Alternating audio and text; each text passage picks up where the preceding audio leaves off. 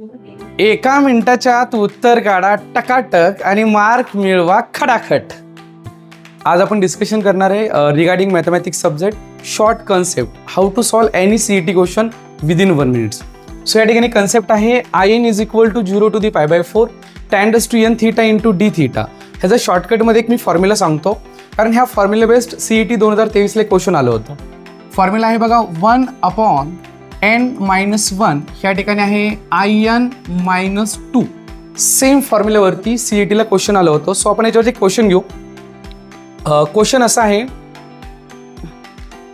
Question आहे 0 to the π/4 same tan to n theta into d theta then I12 plus I10 ह्याची value काय येते. हा question आहे CET 2023चा. तर अशा क्वेश्चनमध्ये काय करणार, जो सगळ्यात मोठा नंबर आहे तो आपण पुट आउट करणार. सो फर्स्ट मी फॉर्म्युला राईट करतो. IN is equal to 1/n-1 minus IN-2. ह्या क्वेश्चनमध्ये जो सगळ्यात मोठा नंबर आहे त्या ठिकाणी ती व्हॅल्यू आपण पुट आउट करणार. ह्याच्यामध्ये बडा नंबर 12 आहे. सो यांच्या ठिकाणी आपण 12 पुट आउट करू. So I12 is equal to 1/12 - 1 केलं तर मी डायरेक्टली या ठिकाणी 11 राईट करतो. मायनस I12 - 2 केलं तर या ठिकाणी I10 आलं. मायनस I10 इकडे आला, शिफ्ट केलं तर प्लस झालं. So I12 plus I10 is equal to 1/11. So is a correct answer. So here is option D is a correct answer. So fine.